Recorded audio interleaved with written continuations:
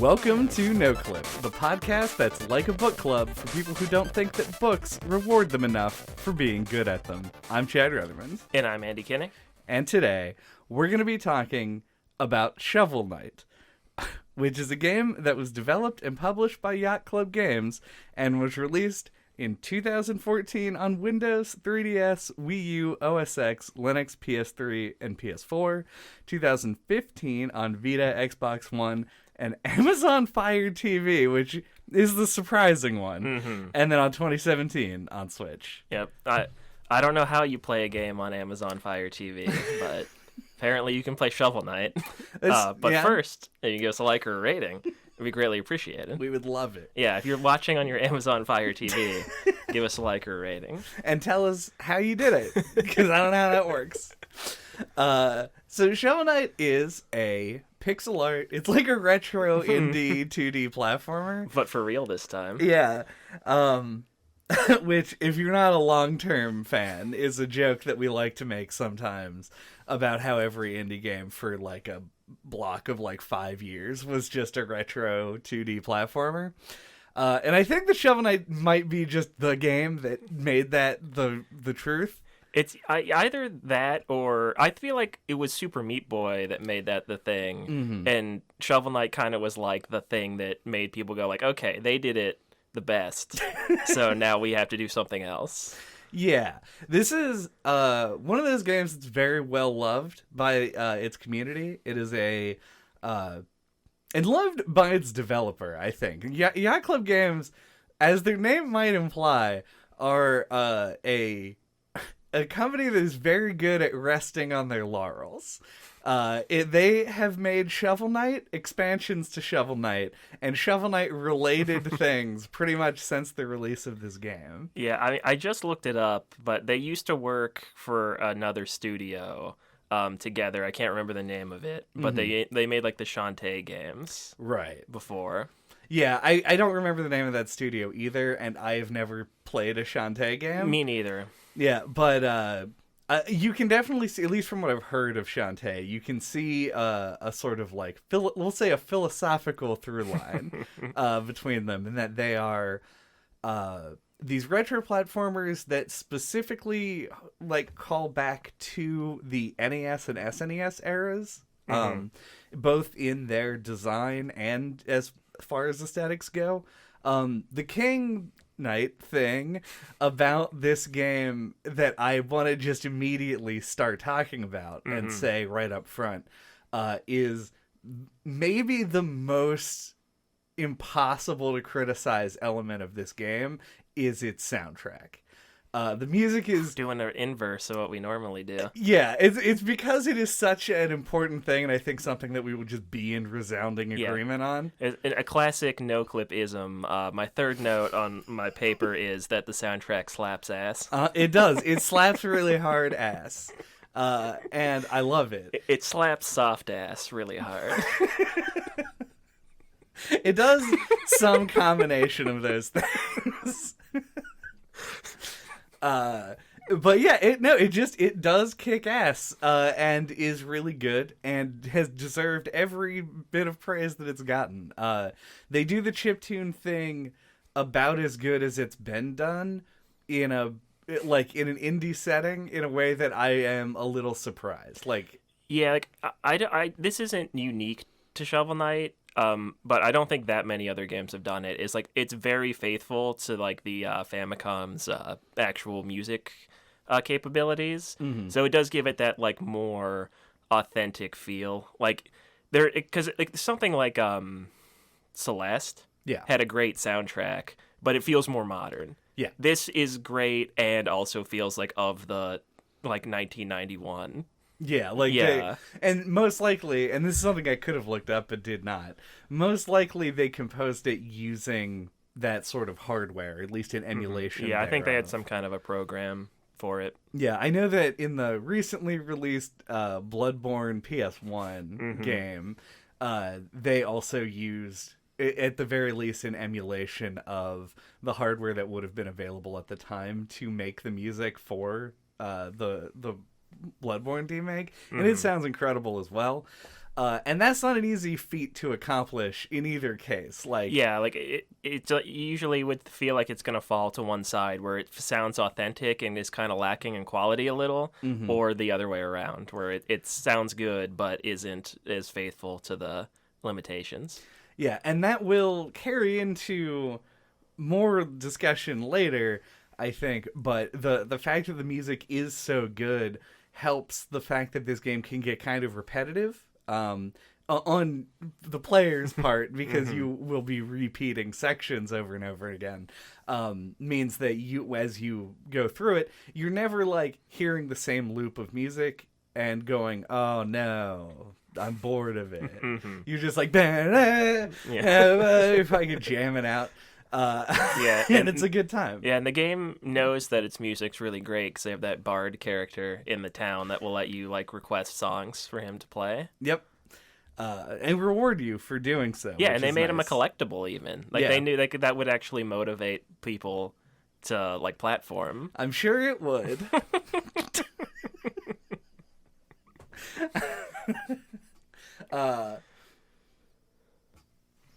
I'm trying not to boil down this entire supposedly over 1.5 hour long podcast into 2 sentences too much.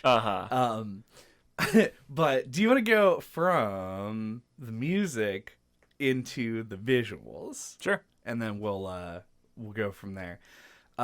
This game, in addition to having an authentic style to its music, also has this authentic pixel art aesthetic. And yes, I do like it. I think the visuals are good and they look really good, especially like on like their big set piece sequences where they show like weird distance parallax things going on. Nice backgrounds. Always looks really good in that way.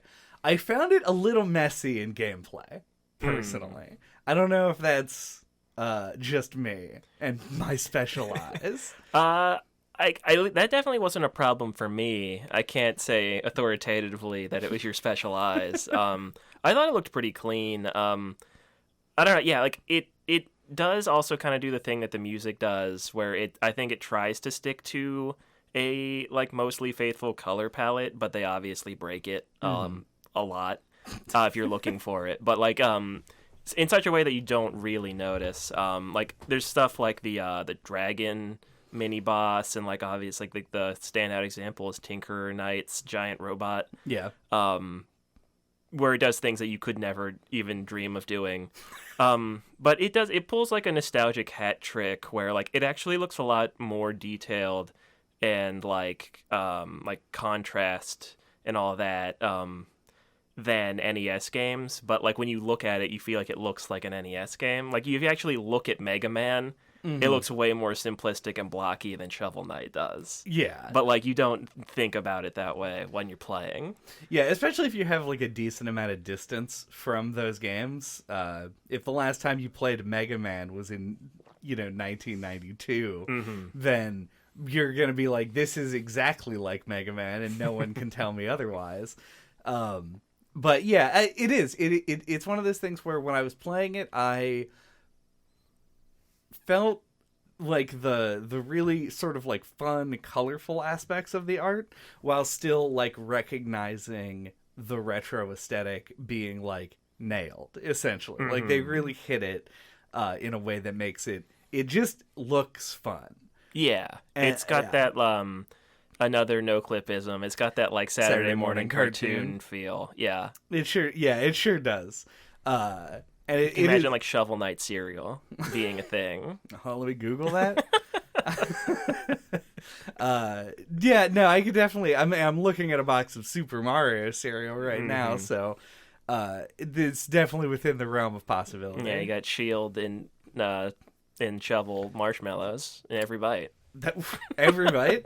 Yeah, you shovel them down. Like, the advertising writes itself. It comes with like one of the color changing spoon. Like a big spoon that looks like a shovel. Yep. Oh, come on, Yacht Club Games, get a hold of us. Get a hold of Kellogg. Or steal our idea, yeah. You can have that one. But it looks so much like a cartoon that I would almost be surprised if it wasn't something that came across their Yeah, like they pitched to Netflix. yeah. They're like, maybe 5 years ago. What's funny is the Cuphead show is coming out. That's and, true. like, That's true. Cuphead obviously is designed to look like a cartoon, so making a cartoon out of it sort of makes more sense. Mm-hmm. But I can see a Shovel Knight cartoon working. It's got a cast of colorful characters. Mm-hmm. That's all you need. Yeah, and I don't know. It's probably a possibility because I feel like they've done crossover stuff. I know Shovel Knight's in Ukulele, and he's also in Smash Brothers. So Yeah, as a costume. yeah, Just as it's like in case anybody thought they missed DLC 3. I actually didn't know he was a costume. I thought he was just an assist trophy. Is he an assist trophy? Yeah, We don't use assist trophies. he shovels stuff up out of the ground, like items will pop out. Yeah. He is definitely also a costume. So, Okay. Yeah, I believe it. But yeah, so that's how Shovel Knight looks. Let's talk about the game Shovel Knight, I guess. Okay. So I read a I think spot on quote in a review that said Shovel Knight is the Captain Planet of NES games. Okay. Where it takes pieces from basically the NES's greatest hits and kind of mixes them together into its own thing.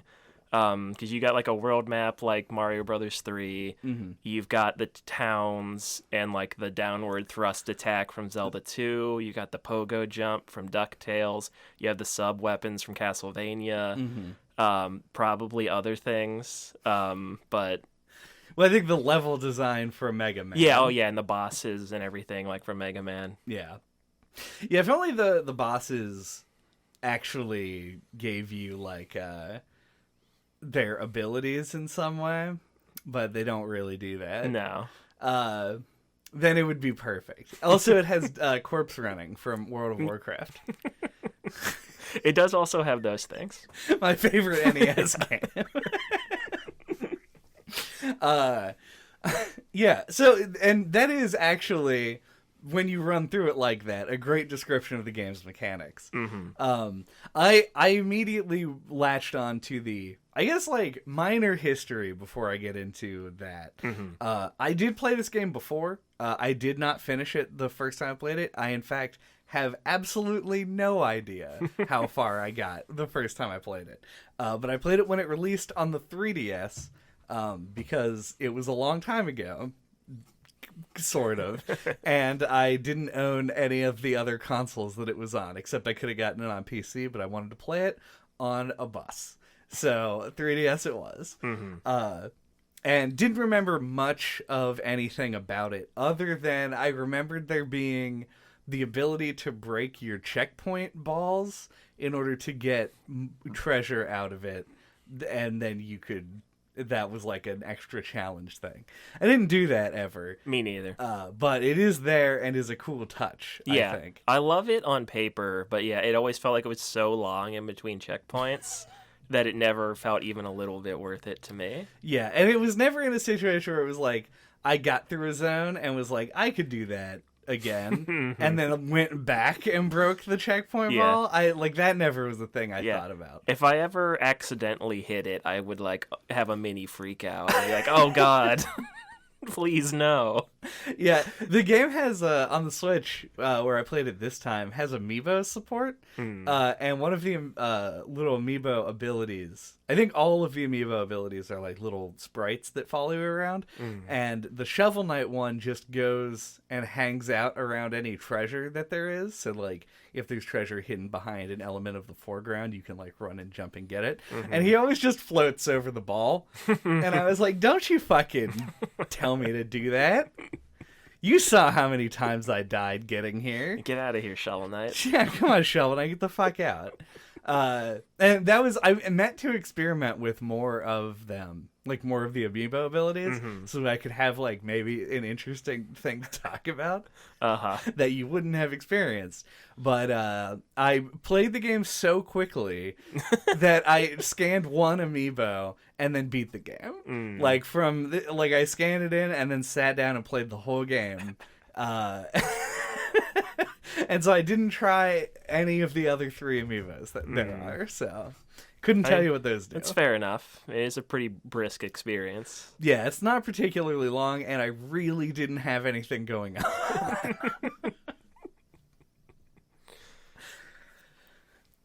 I feel like you were on a train of thought, and I, like, switched the tracks. But I don't remember what you were saying. I think what it was the one thing I remembered about the game before was that you could break the checkpoint balls. Right. And when I started it again this time, the first thing that I was like, oh, this game is DuckTales. Like, I remember playing DuckTales a shitload on the Game Boy, and the pogo attack was like the only way to attack anything. And I very quickly fell into a rhythm of using the pogo attack exclusively. Yeah, like for 90% of the times that I was damaging enemies, it was with the pogo attack. I don't know why. I guess it sort of pays off because it is the most like useful item in your utility belt, so to speak. But it did make combat kind of one note for me. It is really satisfying to do. Yeah, I found myself switching back and forth between the regular swipe and the downward pogo.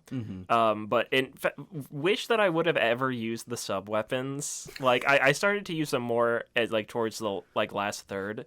But I was like, why have I been completely ignoring these? I guess it's like that Kingdom Hearts syndrome where just like mashing the attack button is good enough so you don't ever like summon anything or that sort of thing. Yeah.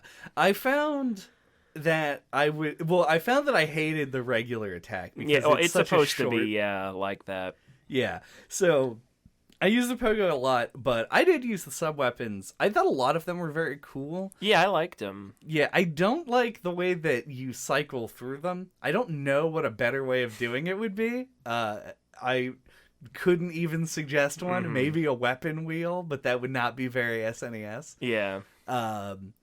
But I ended up mostly using the fire wand, which is like the very first one you get, and the anchor. Yeah, I was a fan of the green ball. Oh, the one that bounces? Yeah. That was not bad. Yeah, the anchor also cool. Yeah. I mostly just use those ones. I kind of forgot about the fire rod. The fire rod is the most boring one, which is why I felt kind of bad that I kept defaulting to it. But it literally does just shoot a projectile forward. The end. And that's all you need, really. Like, having a projectile of any kind is good enough that it is worth using for pretty much the whole game. Like, I only use the anchor for flying enemies. Yeah, or like if like there's someone on like a ledge above you. Yeah. Just whack them with it. Yeah, just throw the anchor. It trivializes the Copter Knight fight as well. Oh, I didn't even think about that somehow. Yep. It's like fucking made for it. Yep, that fight is so hard if you don't use the anchor because you have to go through a bunch of phases. Yeah. But he does this thing where he like hovers up and summons like the background ship. Yeah. And he just sits there. And so you just fucking toss anchors at him and kill his anchors ass. Away. Exactly. So that is man, and that's actually Anchors Away spelled the way that everyone spells it wrong, like AWAY. That's good. But yeah, that is the basics of combat, really. You have a very short-ranged forward attack, the ever utilized pogo attack. Yeah. Which allows you to do all kinds of other shit. Yeah, I thought of it more as a platforming thing, even though I did also hit a lot of things with it. But yeah, I like how it doesn't feel like one thing over the other. It's like a nice blend of the platforming and the combat. Yeah. I like how they disincentivize you using the pogo all the time. On occasion, because you lock into it, and you have to cancel. Yeah, so you have to cancel it, or like there's blocks that when you hit them, they just with a pogo you just go straight through them. That's pretty good to do that. Unfortunately, there is an upgrade that I got that makes you charge a strong attack whenever you bounce twice. I think it might be an armor set or something that you sounds wear. right. And there are those knights who shield above them. But if you have that move, you still pogo on them to charge the strong attack. and then hit them with strong attack because it goes through shields. Yeah. So I never really learned how to fight those. I just mostly did that. You just have to wait for them to attack. It's like a classic. Like, they're always blocking, so you have to wait. Like, they take, like, a wind-up, and that's when you No, then you hit them real quick. You have to hit them mostly, like, with just regular attacks and not pogos. Incorrect. You do, but I didn't. Right, yeah. You want to fight them the proper way. Yeah. What did you think? Did you play the game Cuphead? I mentioned it earlier. No, I wanted to play it, but I feel like you disliked it so much that it deterred me from playing it. That's fair. I probably yelled at it. I don't know if I would say I dislike. I did. I will never go back and play it again. That's for sure. Now, I don't want to put it too much on you or anything, but like it was like one of those things where it was coming out and it looks cool, obviously, and it was like maybe we'll do that for the podcast, and then we decided nah, we probably aren't gonna do that, so I just haven't made an effort to try it. Mm-hmm. Yeah, I played it when it first came out, at least for a little while. It's not important necessarily to have played it, but just to know that that game is a boss rush game. And then occasionally, and I guess this happened, it's like a weird anecdote about Cuphead I'm just going to shove into this for some reason. Yeah. During the Kickstarter for it, because that's how it got funded, they had like a release or like a semi-ready like beta version that they put out for backers, and people complained because for some reason they played the game and said, I think this game should have platforming levels, and so they added in what they called run and gun levels, which play like a Mega Man level, that are just interstitial levels scattered throughout the game. And then another boss fight in between. So those are like the main event. And then there are these platforming levels that just feel like added on, because they are, because they just stuck them in there. I don't feel that way about the platforming in this game necessarily, but I do feel like this game could have been a boss rush, and I would have probably liked it better.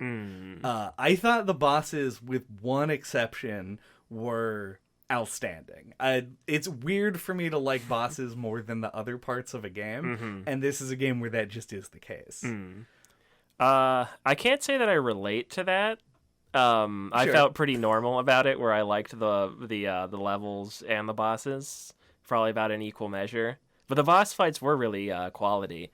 And before we get too far away from it, I do want to mention I totally remember that about Cuphead, and it does sound kind of weird when you say it like that, but I'd be lying if I said I didn't totally get it.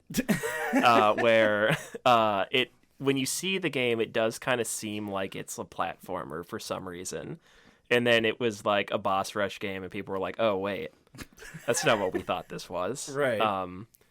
But yeah, from what I understand, like the platforming levels are like just kind of stapled in there. Yeah, or at least I've only played it at release. I don't know if it got updates or not. But I remember hating all of the platforming levels in that game and being like, why did they add these? This is an unnecessary speed bump that I don't enjoy.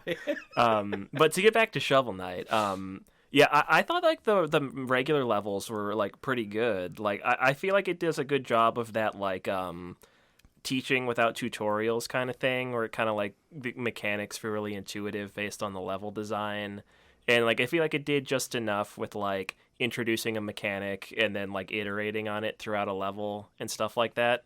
So I quite liked like most of the levels, but I do kind of feel like, at least in my head, like what you're getting at for me is like there's no like standout levels. I was like, that was an amazing level. Yeah, they are a little bit like kind of even across the board, which I can see that as like a complaint against this a little bit. Yeah, I mean, more the way that I think about it is, I mean, I do agree with that. I think that most of the levels are, the challenges within the levels are really well designed around. There's like a level of, you get into the level and it'll start to introduce stuff to you, and then it will ramp it up in difficulty, but in like kind of a safe setting, so that you can do one thing and then they introduce another thing, do it again, and then they'll put everything together. So like in the very first level, it like it throws a single block platforming jump at you way before you ever have to make that jump under any kind of pressure. And then like later on, there will be a one block jump, but there's a bird. Right. And you're like, oh, okay, all right, like I a get rat it with now. a propeller thing. Yeah, you're like, I understand video games now. Yeah. Thank you, Shovel Knight. Except really, if this is like the first time that you're playing a game like this, it just seems to make sense. Yeah. And they do a good job with that. It's like a very classic level design sort of like rule, I guess. Yeah. And that sort of like weirdly aesthetically fits in with the game as well. If I had, I don't think that I do agree that there aren't any standout levels in terms of high quality. I don't think any of them I went like, wow, that really fucking blows the doors off my understanding of this game. I thought there were two levels that were standout examples of fucking awful bad levels. And it is the Copter Knights level, and whichever fucking level has that stupid statue that you hit and it pukes a rainbow and you run across the rainbow puking. Okay. God, I hated that thing with everything in me. I think, to get to my thesis, so I stopped just going on and on. This is the most frustrating game I've played in probably 15 years. Really? Like, since the SNES, actually, I've never been, like, less amused by having to redo things. I've played 90 hours of Elden Ring. I've died to things in that game 20 to 30 times. I never got that fucked in Shovel Knight, but I was more angry at it because I felt like everything that killed me was just out of nowhere and like I just died instantaneously for no reason. I didn't feel that way, but I am more old games literate, as we like to say. Yeah. I feel like it kind of nailed the difficulty level, like pretty perfectly for me, where like it felt challenging in a way that like it feels like older games were, but then it would somehow like level out and become like much more doable than I thought. Like, I don't know, there was like a weird like trajectory to it where it was like it felt retro hard, but then actually wasn't. Like they somehow bottled that and like designed around it. Like it feels intentional almost, and maybe I'm just reading into it, and that was just my personal experience, but like I don't know, like I actually quite liked the difficulty. I don't think that you're reading into it. I think that you are correct that they designed it specifically to evoke the feeling of those old games.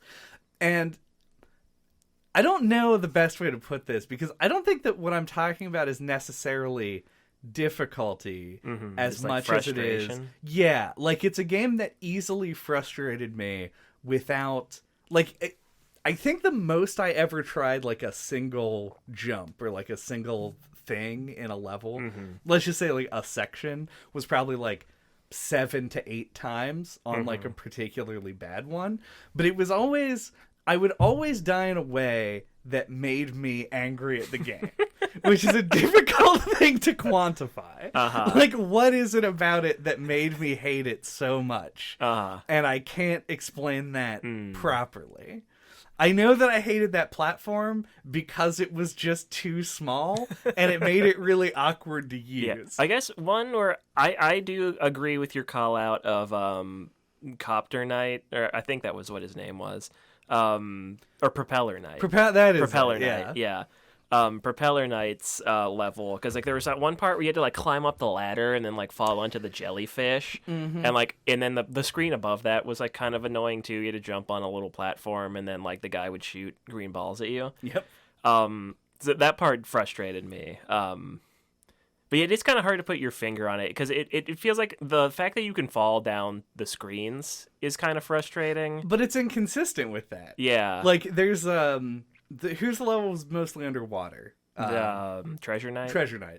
In Treasure Knight's level, there are sections where you go up from the depths into like areas that have air, but if you try and go back down, you just die. Like it doesn't scroll the screen back.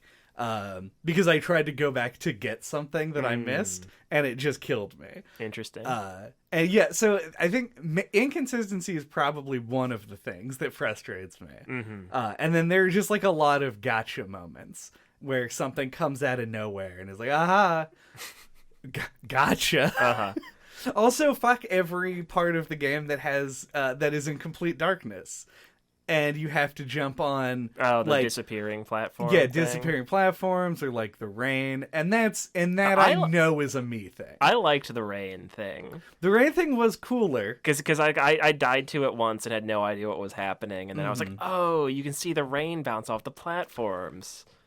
Cool. That was pretty cool. It's really cool when you can differentiate the rain from the background. I bet that would have been hard for you to see. So that one I'm totally like writing off as that's a me thing. But yeah, I don't know. I think that's sort of like to me that is the long and short of it. Like I didn't think the game was too hard. I just thought that the parts that were hard in ways that I didn't find fun. And this isn't a game that's trying to like create an atmosphere of despair, you know? It's supposed to be like a fun shoot 'em dig 'em up, yeah. And parts of it really were, and then other parts I just was like, I don't want to do this ever again, and I won't. So I don't know how to say that in a way that feels like a real criticism or like even constructive, you know? Yeah. So I guess something I think is an interesting topic of conversation that we have like touched on. It's kind of impossible to talk about the game and not talk about it. Is that this is like a game that relies on nostalgia to like sell itself? Like it's like it's like an NES game. It's basically like what it says on the tin.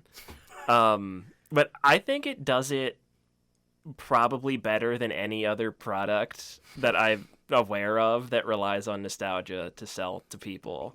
Because like I feel like, as we said earlier, it's kind of like I said, I was quoting in a review. It's kind of like the Captain Planet of NES games, and I think that's what makes it work so well, at least in my opinion. Is it like it isn't just trying to capitalize on your attachment to one thing; it's capitalizing on your attachment to like a bunch of things, and it kind of like mixes them all together and ends up feeling like enough of its own thing as a result that it's like it's easier to appreciate it on its own merits. Like you could give this to a kid, I think, and they would have a good time with it even if they've never played a single game that influenced it. Yeah, it's interesting because like I think when I think of games that use nostalgia as like a draw, it tends to me to always be phrased in the way like it's like an old game like Shovel Knight was. Like Shovel Knight seems like it isn't the progenitor of this sort of thing, obviously, but it is like the standard bearer at this point. And yeah, I think I agree. It feels like they did things like look at Guacamelee, right? Not really a nostalgia bait sort of game, but where it does have these like elements of older references games. The game. Yeah, it makes them references. Shovel Knight doesn't there's chicken in the walls. Yeah. That's about where I would put it. I'm sure there's a few others in dialogue. Yeah. But it isn't all on Front Street with Shovel Knight. It doesn't feel like it's constantly referencing the games that it's taking. Yeah, it's doing its own from. thing. Yeah. Yeah. So I think that kind of is why I feel like it works in ways that other games don't. Yeah, I don't know. It feels like when you see it done this way, like so simple. It's like it's weird that like other like games or even like TV shows or movies or whatever like don't approach it in a similar way. Yeah. Sticking with games because I'm much less aware of how people make TV and movies. I feel like the reason that this doesn't work as well often is because old games that we like because we played them then. Yeah. And now are kind of butt ass. Like if somebody released, They are worse than you remember for sure. Yeah, if somebody released Super Mario Brothers today and Super Mario Brothers didn't exist, everyone would go, "Why would I play this?" Yeah. Like, there's actually a really good quote from the Mario Maker team when they were putting it together, where they talked about how they went back and they played Mario Brothers and Mario Brothers 3 and etc. And they were like a lot like rougher and harder than they remembered, like more off-putting, or like they hadn't aged as well as they would have expected. Yeah. So they had to like tweak a lot of the mechanics for Mario Maker 2. Or maybe it was the first one, I don't remember. But I just thought that was really interesting. And it feels like they took a similar approach when making Shovel Knight, where it's like Shovel Knight plays the way you remember Mario playing, or you remember Mega Man playing. It's like, but it's actually been modernized, and like, I don't know, I think it's a really interesting just like quirk of like doing a retro game, that you have to kind of like make it feel as good to play as you remember those old games playing. So it's like kind of a weird headspace you have to put yourself in. Yeah, and I think that's probably hard for some people to do. Yeah, especially if you're so heavily, especially when you're basing it on one thing, you know? You see a ton of games, I'll exclude like Dusk because that game's actually good. A lot of games that are like, oh, it's an arena shooter like Doom from 1993. And it plays like Doom from 1993, and you're like, oh, right. I've been used to things like Mouse Look for a long time, and it makes this difficult to play because it isn't done with a careful enough hand. Yeah. And I think the fact that this is like a lot of things means already that they put thought into like what makes this work. Yeah. Wouldn't Mega Man be cool if you could throw the cross from fucking Castlevania? Yeah, or you could do the DuckTales hop. Yeah, yes, it would. It absolutely would be cool, and I'm glad that you thought of that. So I've been in a clouded rage brain state thinking about that stupid platform. So why don't we start talking instead about things like the bosses and their designs, and then sort of the way that the colorful characters all interact within the game. But we should do it after the break. All right.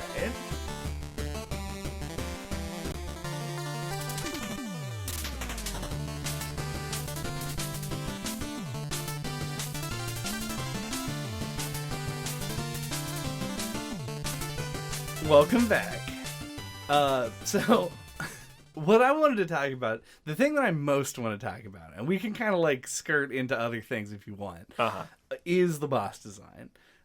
Because to me, I think that is like the masterstroke of this game as far as the gameplay goes. They were all very interesting. And there's only one of them that I didn't like fighting, and that is Plague Knight.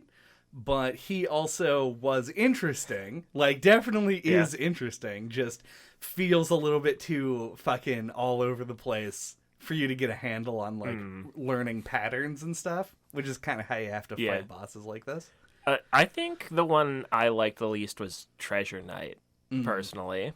I thought it was really hard to jump over his big sand piles that he would make. Yeah, the sand piles are a bit much. I did tank a lot. I think I killed Treasure Knight on my first attempt almost entirely because I just, like, didn't bother trying to dodge certain attacks and was just like, I'm just going to take this hit and then hope that everything works out. And it just happened to. Yeah. So I can't speak too I mean, I guess I did get two goes at him because I also did the boss rush thing. Yeah. What is, like, the order of, like, the first couple? Is it, like, King Knight and Plague Knight are the first two? It's King, Plague, and Spectre. Okay. I think you can go to it at any point. Yeah, I played the beginning of this, like, a couple of years ago, and when I booted it up, I just continued from where I was, so I didn't remember. I remember the levels well enough. I just couldn't remember, like, what order things happened in. Okay. Yeah, it's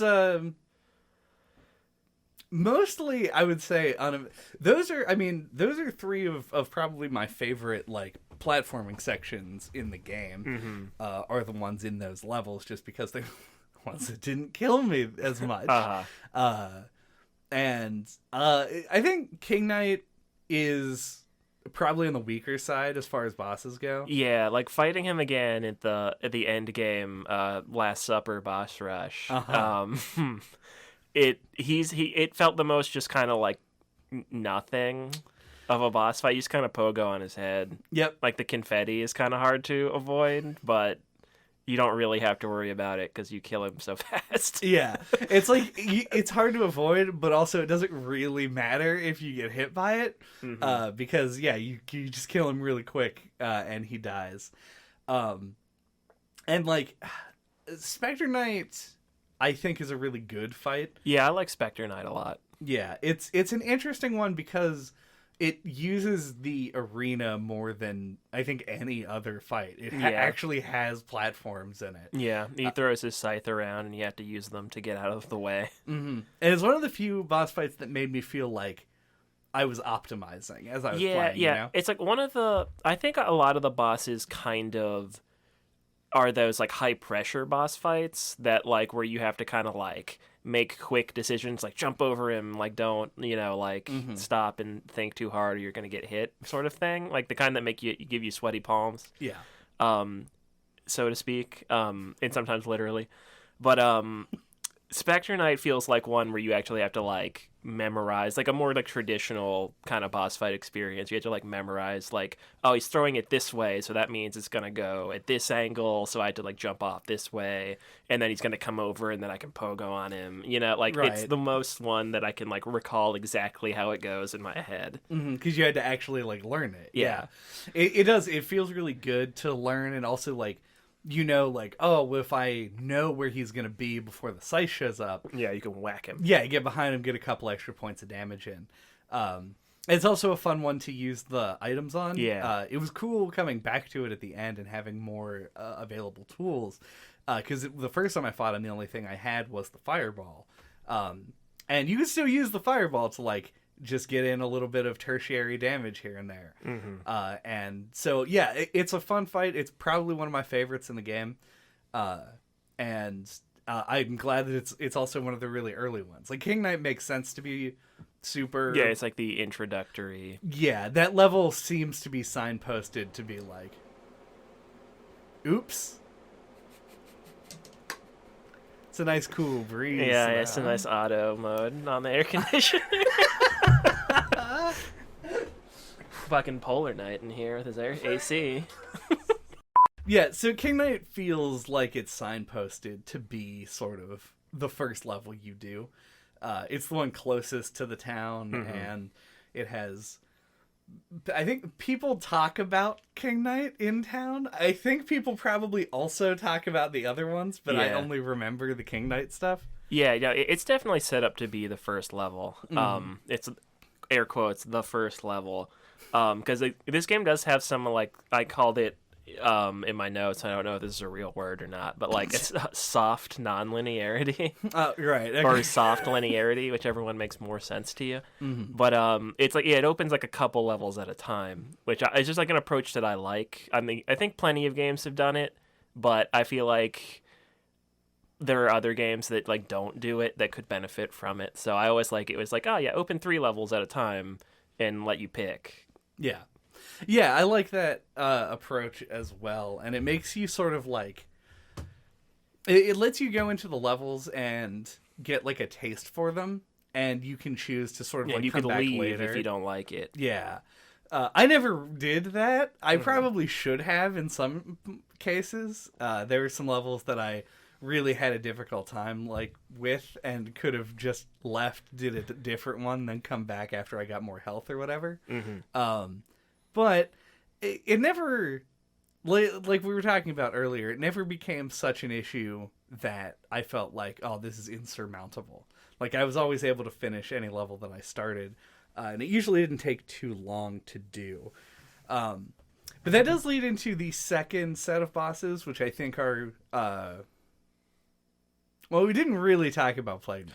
Yeah, I said I didn't like him. Yeah, I don't really remember him super well. Like, in my head, it's a little bit like a Plague Knight, or a little bit more like a King Knight kind of thing, where it felt like he just kind of, like, moved around and I just kind of hit him until he died, and it wasn't that hard. Yeah. But he did throw explosives around, so... Yeah, he's definitely a lot easier in the boss rush because you have a million health. Yeah. And when you fight him the first time, you have 4. Yeah, I don't remember what the first time experience was like. Yeah. It's so random. It might not be random. As far as I could tell, it is random. It suits his character to be random. Yeah. So, yeah, he just, like, throws potion bottles in the air. Like, a lot. Yeah. And they hit the ground, they explode. And then sometimes he makes blocks of, like, big pots. And if he hits those, they do a big explosion. And the way that I ended up beating him was essentially just ignoring everything he was doing. Yeah. And just trying to gun him down as fast as I could. That's kind of what I was talking about, like, those kind of, like, stress bosses. Mm-hmm. Like, sometimes, like, you'll die to one, like, several times. And then, like, the one time where you're just kind of, like, not focusing on your health and just wailing on the boss is the time that you win. Yeah. I think it is true in pretty much all games. Looking at your health is a mistake. Yeah, it's just like sometimes like you can overthink this kind of a boss and like I don't know, it's like a weird headspace like that it's kind of hard to get into sometimes. Yeah. But yeah, then you open up the second set and it's once again another one of those things that you can choose between several. And I believe that the ones you have there are Mole Knight, Treasure Knight, and Polar Knight. I think. He's the one with the big shovel. Yeah, I remember who he is. I just don't remember because it's those 3, then Propeller Knight, then the end. That sounds... Or is there an extra one? That sounds right Tinker. enough. Tinker, it's Tinker and Propeller, and then the end. Yes, that makes sense. So yeah, or swap one. It's definitely. I don't remember. It's Mole, Polar, and then what was the other? Treasure. Yeah, it's impossible to remember them all at once. Yeah, I mean, literally ask anyone to name even like 3 bosses in Mega Man, and they won't. They'll be like, oh, which one? Cuts Man. Yeah, that's probably one. Well, I guess Mega Man is cheating though, because I guess you could just pick any word and put man after it. Yeah, and it's probably one. I actually the Mega Man that I had as a kid, I think was Mega Man 5. Okay. And one of the bosses in that was Gyro Man, so it felt like Propeller Knight was like a reference to that. To Gyro Man, that makes sense. Yeah. So I thought that I enjoyed that. I literally don't think that you could make a boss in a video game, not regardless of genre, any of them, and be like, there's probably a Mega Man boss that's just like, you're like Metal Gear Ray. Yeah, you don't know fucking Ray Knight or Rayman. You don't know Rayman? Ubisoft's classic platformer series. Robo Man. I got pretty like far off Gear, on that one. Yeah. Gear Man. Gear Man. There you go. There probably is a Gear Man. There's like fucking 600. Probably. Anyway. Yeah, it's hard to remember. Yeah, so it's the 2 sets of 3, and then the last set of 2, and then the end. Yeah. So I wanted to mention this just in between, because I think this is where it gets introduced. I might be wrong about this, but I'm pretty sure that it is the case. They introduced these like roaming things on the map, very much like the Hammer Bros in Mario Brothers 3. Where if you go into their square, and sometimes it forces you to, other times you have to make the choice.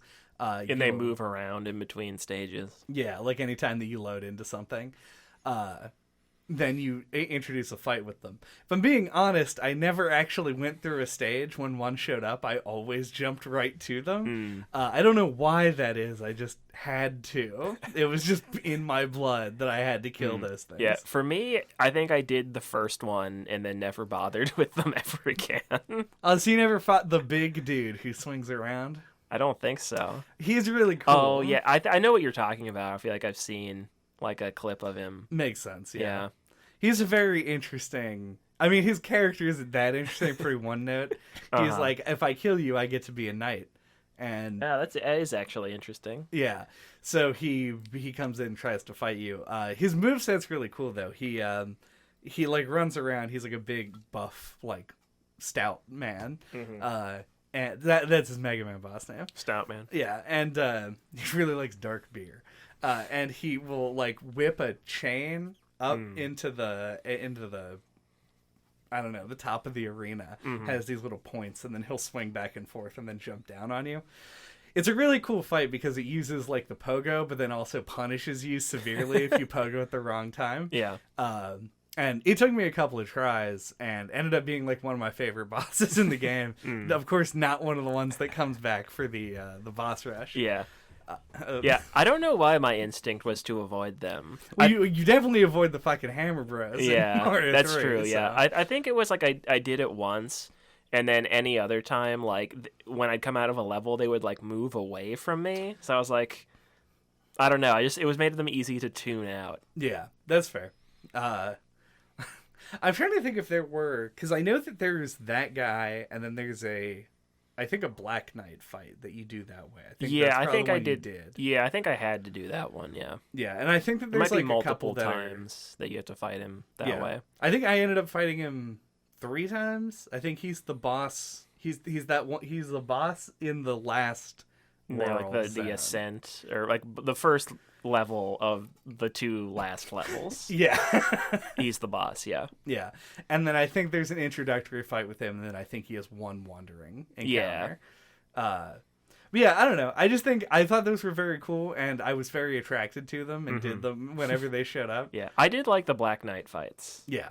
Yeah, the classic go up against the dark version of yourself kind of boss fight. Yeah, which works really well in this game for some reason. Yeah. Like I think it's like the theming of the knights is fun. Like that classic like Mega Man thing, but this is more modern. It gives them more characterization. Yeah. So it's like a fun dynamic. Cuz he's not like he's like an anti-hero almost. Like he's not like evil. Like he's got his own motivations and stuff. So I don't know. There's just enough going on, I think, to make it interesting. Yeah, and it's cool because it works with that, and then in addition to the mechanical like mirroring, he's the other knight that uses a shovel. Yeah, he's like the same size as you. Like all the other bosses are a little bit bigger. Yeah. Except for Tinkerer Knight. Yeah, who's like a little baby man. Yeah. How do you feel about the Tinkerer Knight fight? It was really easy for me. Yeah.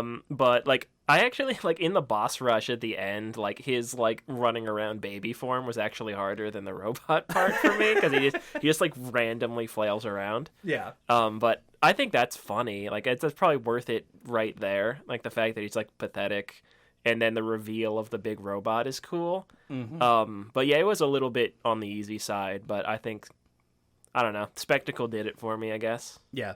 It's funny that we talked about Momodora like last month?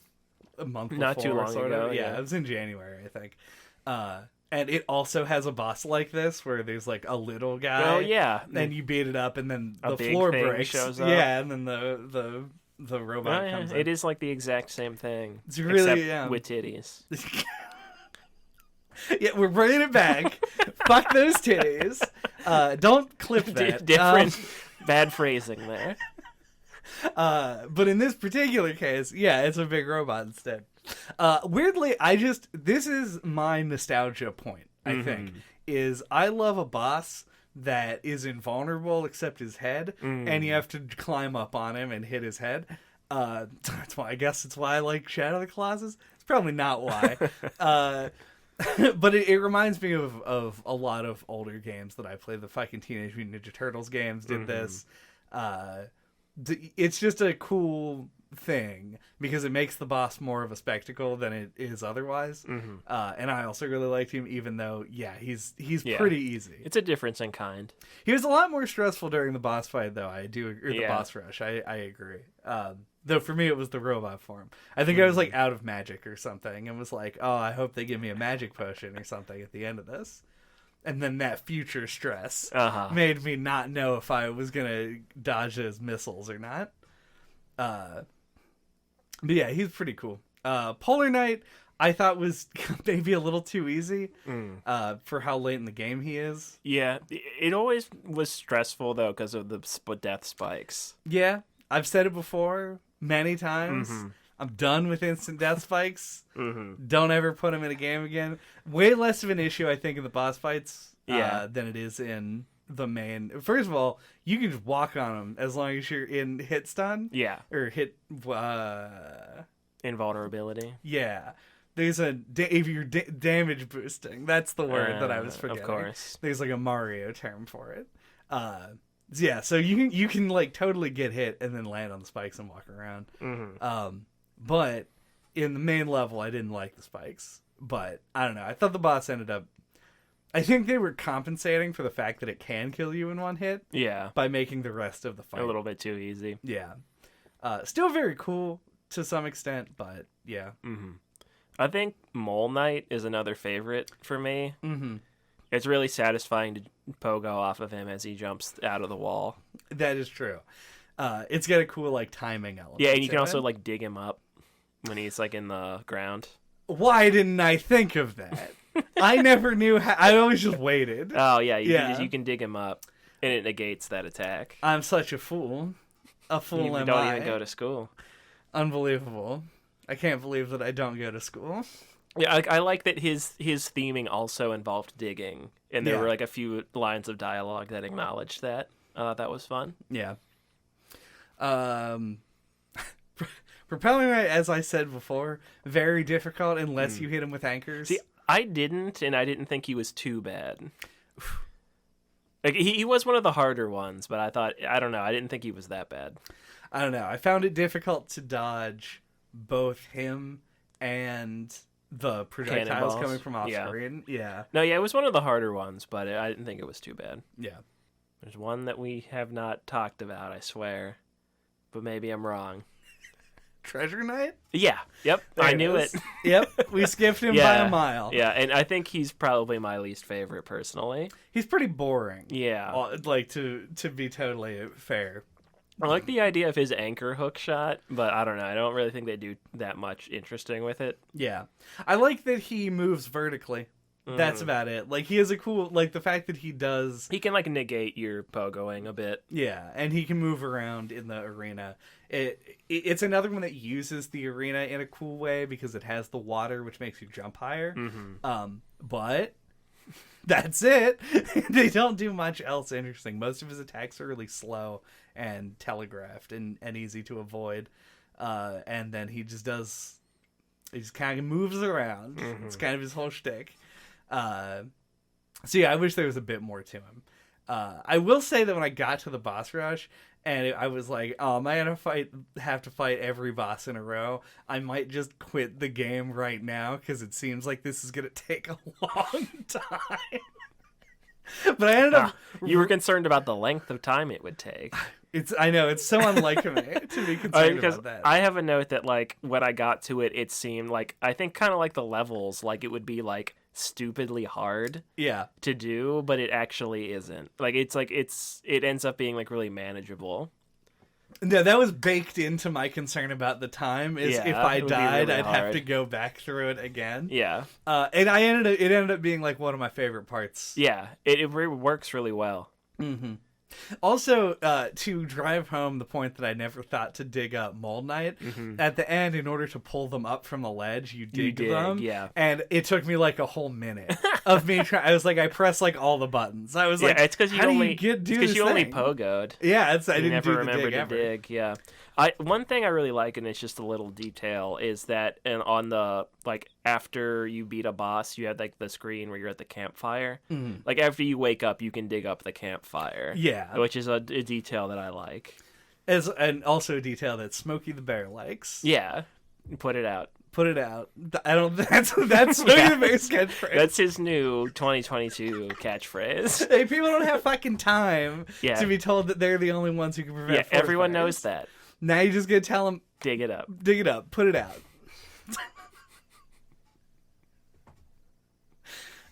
It's set to that one Taylor Swift song. Oh, Shake It Off. Shake It Off. Yeah. Dig it up. I'm surprised I actually knew that. I am as well. Before we get to the final boss... Sure. I wanted to talk about the town. Yes. Because, like...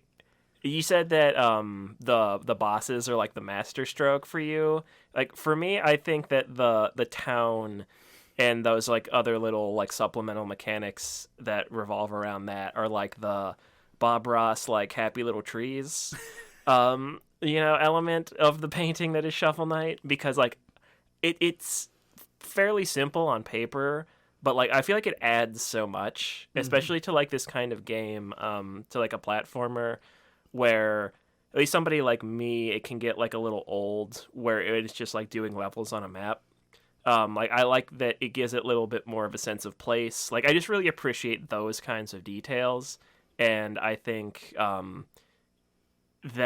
the town really delivers for me. Like it makes it like a much more memorable game. I think. Like I think it carries more weight in the enjoyability of the game than you'd probably realize, or at least it does for me. I would mostly agree with that. I think. I want to say, like, if I had any complaint, and this isn't a complaint, it's more just me saying it for the sake of saying it. It did take, you did have to walk through that town, all the way, and I really wish that I could just jump to the map.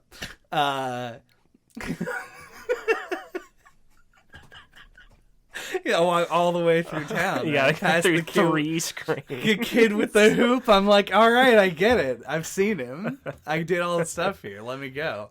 But I agree. I think the town is absolutely great. It's one of those things where it's like when you're making a game like this that has a bunch of characters in it, and you spend a lot of time on the character design, and you want people to like the characters. If you talk to people who, I've never done this, so I can't really say it. If you see people talking about Shovel Knight on the internet, they will often have favorite characters, or will post with an avatar of a character from Shovel Knight or whatever.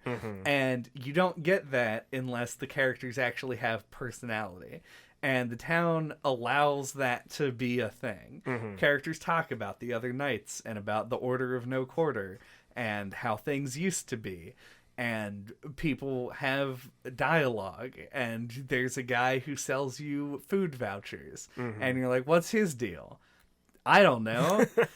You mean the goat? Yeah, but you do know that he is a goat, and that there is a thing, and you can talk to him and get shit from him. And it makes you endeared to him for that. Like, a lot of them have a mechanical purpose to give you hints, and it draws you towards the characters, and it is a good idea if when you're making the game, you want people to actually like the characters inside of it. Yeah. It makes Shovel Knight less of a mechanics-only experience. Yeah. And it's like, I like that there's just enough like little things in there too. Like there's a couple of like music notes hidden there. And then like down in the basement, you walk past all like the dancing ladies. There's like a secret wall that you can go in, and there's like a little mini game to do. Like, you know, just enough little things like that make it feel like, yeah, like I said, just gives it a sense of place and feels like there's stuff to do there, like a reason to go back to it. So yeah, I just think well done for what it is. Like it really, yeah, it just carries its own weight, I think, for the game's quality. Yeah. The little minigame thing, and then in the second town... oh, yeah, underneath the, like, upgrade airship. Yeah. Well, I was going to mention the airship as being, like, the thing. But the fact that the towns have, like, secrets is a big thing. Yeah. There's a boss that you can fight that isn't, like, telegraphed. If you pay all of the people in the hat shop 1,000 gold each, they all ask you for money, and you can either accept or refuse. If you give them all money, they all leave the shop, and then the guy tries to take your helmet because he's such a big hat fan, and he just becomes a boss. You fight the boss. It's really easy. At least he's really easy when you're most of the way through the game, and we're like 3,000 gold. I don't need it. Then afterward, he gives you even more gold than you would have spent, and hangs out on the top of the little sign, and then you can get up to that, and then he gives you like an additional item. Yeah, I didn't actually do that. Like, I feel like I went in there, I was like, give them money. Like, what the fuck? Exactly, yeah. And then I left.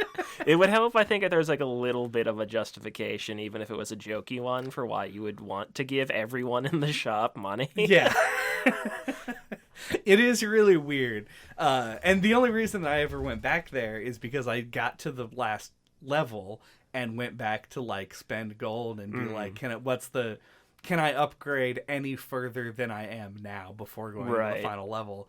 And no, I had bought everything that I could possibly buy. And so I took the excess gold and just gave it to those people and didn't expect a boss fight. And it was a cool surprise. That is cool. So I like that. I like that there are secrets in the town. It makes it feel even more. Where I think that its strength is that it pulls a little bit of the focus off of mechanics and puts it into this world building that they've done. Yeah. It's borrowing that little bit from like Zelda 2, which is like an RPG. Yeah. Which gives you like a town.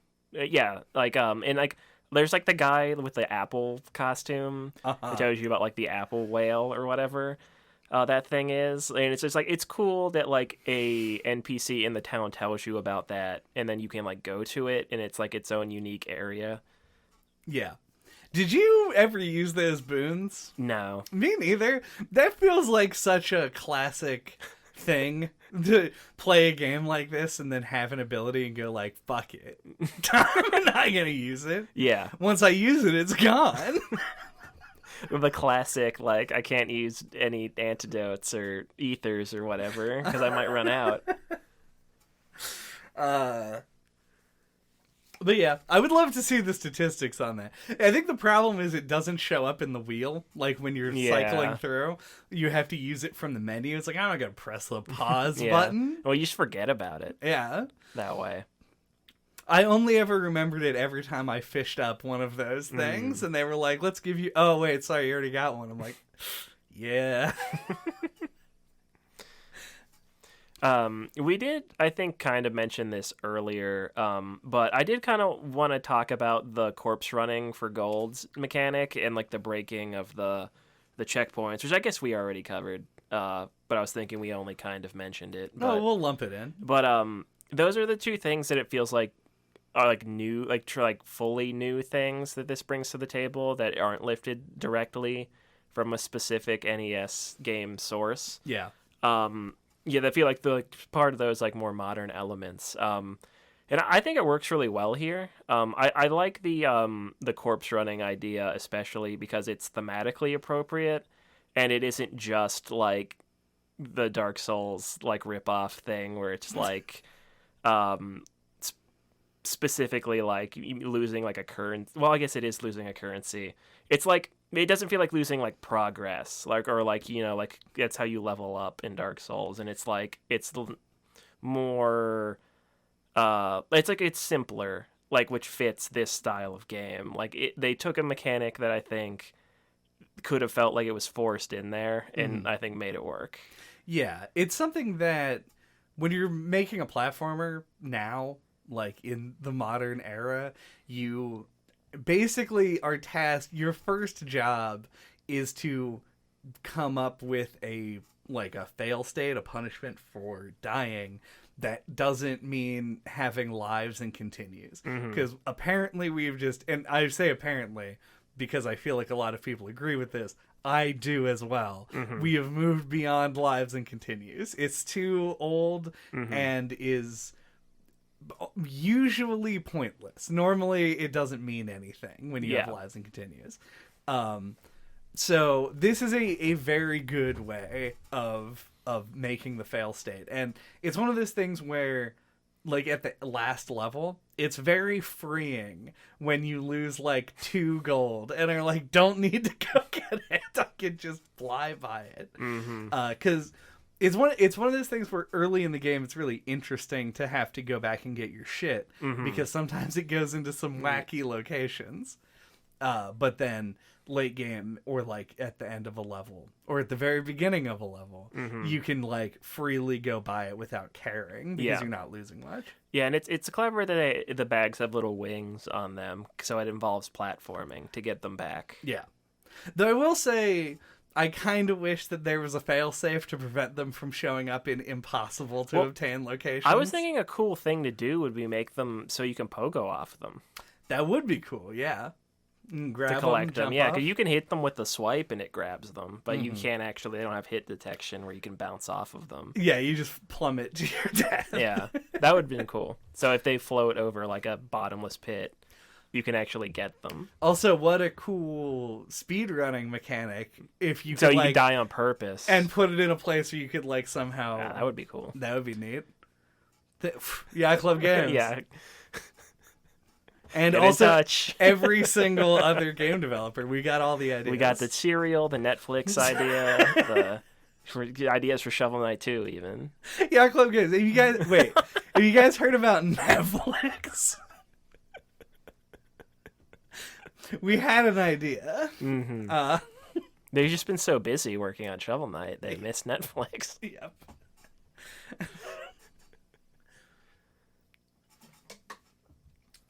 Castlevania's got an anime. That's true. Shovel Knight could have an anime. It's got Castlevania mechanics. God, They're basically a Shovel the Knight same. anime that has like the same art style as the Castlevania anime would be really funny. Yeah, I'm thinking about like fucking Shovel Knight's big blue stupid head, like half in shadow. But like on like a regularly proportioned man.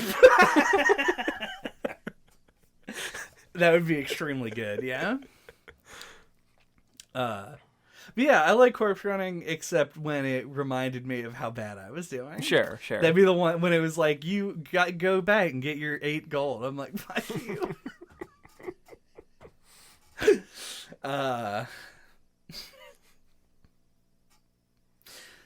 So I talk about that final level then. Sure. Well, it was hard. But it wasn't, to my taste. Mm-hmm. I didn't think that either of the last 2 levels were frustratingly hard, except for the part with that stupid statue. Because fuck that statue. I hate that statue.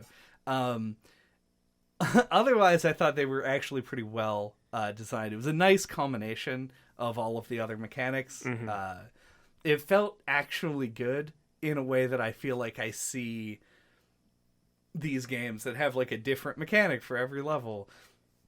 It feels like they're spread way too thin. The fact that this game only has like 8 levels prior to this makes it not feel overstuffed. Yeah. And it does actually feel pretty good. Yeah, and it doesn't try to make the final level like too long. I think that's another mistake other games make, is they try to make it like, oh, the super fucking hard gauntlet of death. Yeah, this has like an appropriate number of checkpoints. Yeah, like it uses all of the mechanics and then it moves on. Yep. And then to the actual final level, I did find annoying, but it was just that part where the blocks show up. Oh yeah, I was like sweating. Like, when is it gonna be like? I didn't think jump, that was fucker? too bad. Yeah, it was just like the one part right at the very end where you jump to the one block that doesn't show up till after you jump. Like I died to that the first time, and then after that it was fine. Yeah, same. It was still lame, but except I was nervous that it was Sure. gonna do it again. sure. But no, other than that, I thought, yeah, the last level is cool. And the super last level is also cool. Mm-hmm. What do you think about the final boss and also the final boss? I like them both. I think the final boss was cool that it was like a boss in a platforming game where like the floor could disappear under you. Like you didn't necessarily have to end up doing like platforming to deal with that, but I just thought it was cool that like it involved the fact that like you had like mobility and you're jumping around and like you had to watch about pogoing because you might just plummet to your death. So I thought you had to like consider your move set, I think, to a degree that I liked. And you were able to make good use of the sub weapons against her too. Like I don't know, it just felt good. Yeah, it was hard, but not like frustratingly hard or anything. yeah. I think the first phase is actually just super good. Yeah. I have a clip that I saved of me doing a jump and then her blasting the rocks out underneath of me in exactly a flawless recreation of my jump arc. So when I innocuously jumped, I just plummeted immediately to my death, which I thought was extremely funny. And a very good use of the boss just knowing where I was going to be. So yeah, I really enjoyed that first phase. The second phase I was very medium on, though I like the idea of it and the spectacle of it. I also liked it thematically, but felt like there was something about it I wasn't understanding. Because like the way like the cutscene, it feels like it implies like not that it's gonna be a victory lap, but like the fact that like Shield Knight and Shovel Knight are together means like they'll like I don't know, like it'll be like they'll have the upper hand or something, and she was like, "Stick by me." And I was like trying to like jump along with her, but still getting hit a bunch, and it was just like it took me a weirdly long time to realize I was supposed to pogo off of her shield. I thought she was holding it up as a platform. I was just supposed to jump on it. Right. So yeah, like it wasn't the easiest to read for me, in a way that did kind of kill the momentum a bit. Yeah, I think. I thought I was 100% positive that it was just a phase 2 and that I was gonna have to do the first phase again. Oh yeah, no, if you die it lets you. Yeah. So I was very happy to find out that wasn't the case. Same. But also at the same time, I feel like it almost kind of sucks the air out of the second phase, because it is like the first phase isn't as hard as it could have been. I will say. I thought it was pretty hard. It's tough, but it isn't the hardest boss. I feel like you disagree. Yeah, I thought it was the hardest boss. Okay. I didn't fight that chain swinging guy though. So that's true. That guy was pretty cool and rough. But I like the first phase, but then you drop into the second phase, and I was like, oh boy, like you got a whole other fucking thing to do here. But yeah, I agree. She goes like, stick by me, and so I did, and it didn't help. No. And I was like, that apparently was not advice I was supposed to take. If you could manage to like fucking read, like call where she was gonna go, and like you didn't jump too high, it would kind of work sometimes. Like, it was really difficult. Like, I don't know if they expected you to actually try and stay like behind her or whatever. Right. Yeah, my assumption was that she was going to block the projectiles because she's called Shield Knight. But she doesn't. She only blocks the ones that she shoots them in a when she's in position for it. And otherwise, I don't know. I like the second phase well enough. I think that my biggest problem, like as far as mechanically, the fucking double helix attack where the single ball or the two balls move in an arc and cross. Yeah. For whatever reason, I have literally no hope of dodging. My goal when they did that was to move to the opposite side of the arena and just hope that they didn't come far enough to hit me. I found that if you stood all the way at the edge of the screen, they couldn't hit you. So, yeah. That was like the only way that I was able to avoid damage. I don't know why. It seems like it's such an easy pattern, but I would like be in a safe space and then jump into them. I think it's because Shield Knight is like distracting you. It might like, be that. At least for me. Let's like, blame Shield Knight. I kept like wanting to like watch what she was doing. It was an odd fight. It ended up being really interesting, I think, in the end. But it I don't know. It was something about it just felt very clunky and awkward. Yeah, it felt off. I thought. So I'm glad it wasn't just me. No, certainly was not.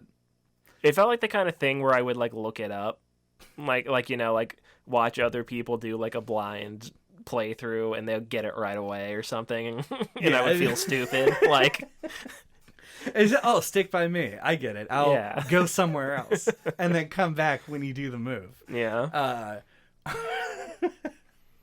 I hope somebody, either a very good Shovel Knight player or just straight up a developer. Yeah, it's like, you're actually supposed to do this. Yeah.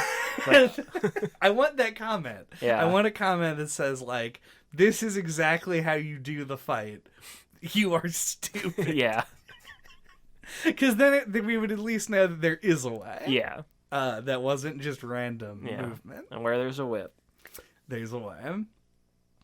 Before we go, do we want to talk about a couple of weird things that Shovel Knight now is, in addition to Shovel Knight the video game? Sure. Since this game came out, it released multiple DLC packs that are their own little miniature versions of Shovel Knight. Where I think are there two or three? I don't think they're even miniature. They're just like full other games. Yeah, basically. Like, I think Plague Knight, there are 3. I think Plague Knights is the same levels as the regular campaign, but you play as a different character. Right. And like with more complicated movement that's like harder to master. So there's that, and then they did Spectre Knight, which had other like cool movement mechanics. Like he could run on walls, and he could kind of like do an Ori thing where he could like slash through things in the environment and like boost off of them. Right. And they designed new levels for him. And then I think the idea was that like King Knight was going to use those levels too. But and don't quote me on this, but I think they may have just ended up making new levels for him as well. And he controls more like Wario, where he does like a shoulder bash, and then he can do like the spin thing, like from Super Mario World. But you can only do it after you do a bash. So you have to bash into a thing, and then you can spin on it. So yeah, there's just 3 additional campaigns that they've made. Yeah. for Shovel Knight. And to me, that's so insane. Like that, it's strange. Not strange necessarily, because a lot of developers will like make a game and then iterate on it, and like indie developers. Yeah, and... milk that cow. Yeah. Get money, get paid. Yacht Club. Well, that's the thing that surprises me, because I feel like a lot of times when this happens, it is a developer makes a game that doesn't hit, and they iterate on it and make it better, and then they make fucking like Momodora River Under the Moonlight, which is the 4th game in that franchise, and like Chip Challenge 2, obviously big hit. Nobody liked Chip Challenge. I feel like you see that kind of thing, but Shovel Knight was an instant fucking classic. Everybody loved it. And then they just made more Shovel Knight games, to the point where like it just is synonymous with Yacht Club at this point. Like they don't do other stuff. Yeah, no, I also had thoughts on this. Like it feels like it makes sense to me in the sense that it's like was funded by Kickstarter. Whereas like I'm sure that's like stressful to like, you know, like put all your chips on that and then like try and make a game. And I think like they got successful with Shovel Knight, so they just want to ride that wave. They want to like get their yacht out on those waves. Nice. So it makes sense to me that they would just want to keep putting out Shovel Knight content, but it does feel a little bit weird because it's been so long. Like 2014, I think, is when it came out initially. Like I would like to see them do something else, like do another IP or a sequel, like a full sequel or something. Yeah. Upgrade it to SNES graphics. That would be cool. I totally agree with that. I think it would be very neat to see them move on and take maybe the same design philosophy, but apply it to something else, like either a different genre or just a different type of game within the same genre. Yeah, something new. I think that desire is what is sparking this like, please move on from Shovel Knight message that I have. Because this game was really good, and you want to see like what else they might have in the tank. Yeah.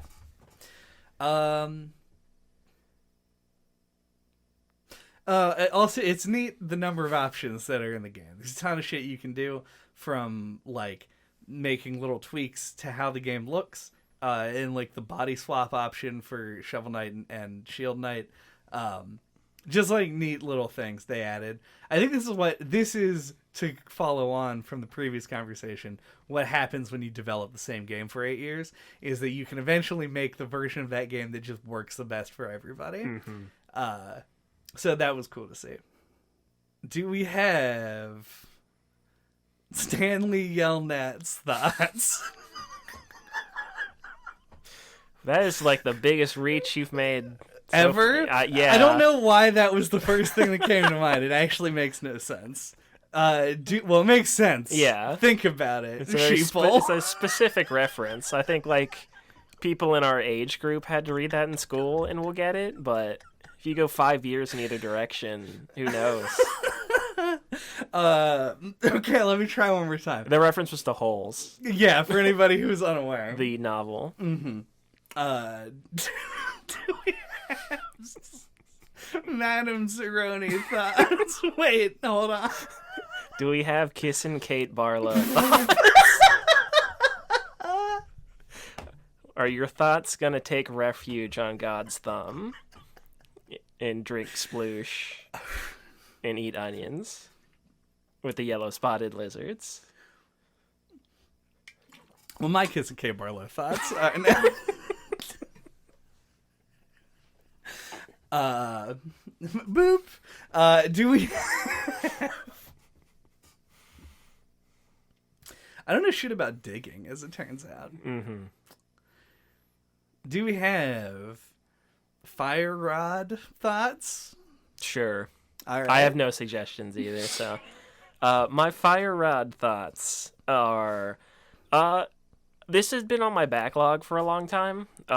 It's something I tried to play in conjunction with the podcast. I thought, oh, it's short, and everyone, like, I feel like there's lots of, like, YouTube videos talking about this game. It's an indie darling. People like it. But I was never quite able to make time for it. Things, just get in the way, et cetera, et cetera. Glad to finally come back to it, though. I feel like it really does nail that nostalgic feeling. Like the NES was like, I got a hand-me-down NES as my first console as a kid, so I did play a lot of Mega Man 5, and like Super Mario Brothers and like Kid Icarus and a handful of other things that I liked. And Zelda 2, weirdly. We got Zelda 1, or not Zelda 1 given to us, but Zelda 2. Right. And it was always off-putting and weird, but very super mega hard to like a 7-year-old. But yeah, and this really nails it. Like, it really gives me those feelings, and I think we touched on it so early, and I think one of the things it does it the most is music. It really can elicit like an emotional response for you and trigger those memories. And Shovel Knight really nails that. And it does really feel like that best of hits of the NES, where like it takes a lot of the cool things and like puts them together and and like frames it around that like town, which I think adds a lot and makes it feel like its own little world that has a lot of charm. And I don't know, it just works. Like, and it's short. Like, it feels like it really hits like a sweet spot for like how long it is, how hard it is. Like, it really delivers. Like, I think just the right amount for the kind of game it is. And it's like, yeah, it's just a pleasant experience. Like, it's why I think it's sold so well and why they've been able to keep working on it, because it's just like an appealing game. I think they nailed it, and I would really be curious to see what they might do next if they make other stuff. So yeah, good experience. Liked it. Had a fun time. Had a fun time. Fun time thoughts. Yeah. I don't know. I do not know how much and to what degree I liked this game. I really liked looking at this game and listening to this game. Everything about the presentation of this is polished to a degree that I don't think I've ever applied to anything in my own life, ever. It is... I like that honesty. It seems like it was really slaved over, and everything just sounds and looks incredible. And that is like my favorite thing about this. And I think to some extent a large reason for the game's success. I really enjoyed the boss fights in this game. I think the mechanics are really not the opposite of unique. They're all reused, but in a very clever and cool way. And I think that's kind of where I draw the line. Playing this game was not really a joy to me necessarily, but it wasn't bad. And so it feels like an extremely pretty package that also has substance, but it's just like substance that I'm not a big fan of. It's like if you gave me, I don't know, what's the thing I don't like? If you gave me a tomato that looked really good, I'd be like, damn, that's a good looking tomato, but I don't really want to eat it. Mm-hmm. That's about where I'm at with Shovel Knight. It's like a really good looking tomato. Like a fried green tomato? Where's JJ? I got a good food metaphor here. Yeah, we need him to workshop that one, make it a little bit better. If it wasn't late, I might suggest that we actually call him. But alas. Yeah, we'll have him guest somewhere. Yeah. Thank you for listening to No Clip this week. What are we talking about next time, motherfucker? Very aggressively. Next time, we're going to be talking about Elden Ring. And no one was surprised. Yeah, well, maybe they're surprised, because this is probably the soonest from release to our episode ever.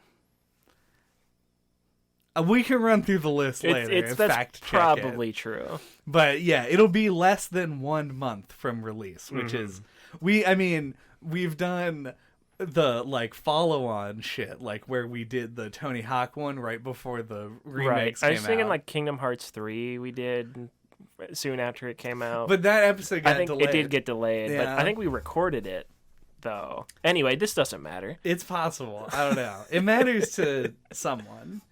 Me, maybe. I don't know. Maybe it matters to no one. But you know what Elden Ring is. It's like Dark Souls. Come back for that. And until that time, you can get a hold of us. All of our contact information is on our website at noclippodcast.com. There you can find links to our Twitter, our email address, the YouTube, where we post all of our old episodes, including episodes on, I've mentioned it multiple times in this one, Momodora, which was just a couple months ago, so you wouldn't have to go that far back. Celeste. It's a good episode. Don't do a lot of platformers, actually. No. It's that lingering JJ influence. Well, we don't do a lot of, like, this kind of platformer. Yeah, I am kind of a 2D platformer naysayer. Yeah. If you want to hear us talk about, like, a 3D platformer, you can listen to Odyssey, or you can come back next time for Elden Ring. A Hat in Time. Those are all games that we've covered. So we've covered more platformers, I would say, than, like... True, we've been... Some not genres. very many 2D. Yeah. Super Mario 3D World. Super Mario Sunshine. Dig up that like button. Yeah. Dig up Pogo off of the like button to ring that bell. Dig up some old Shovel Knight memes and post them in the comments. Which of the knights is your waifu? And why is it King Knight?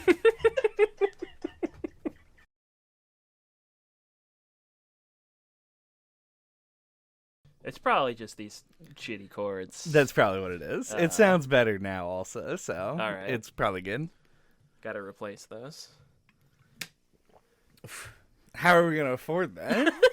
How are we going to afford these $8 chords? Or it's probably even cheaper than that. It's not in the budget, all right?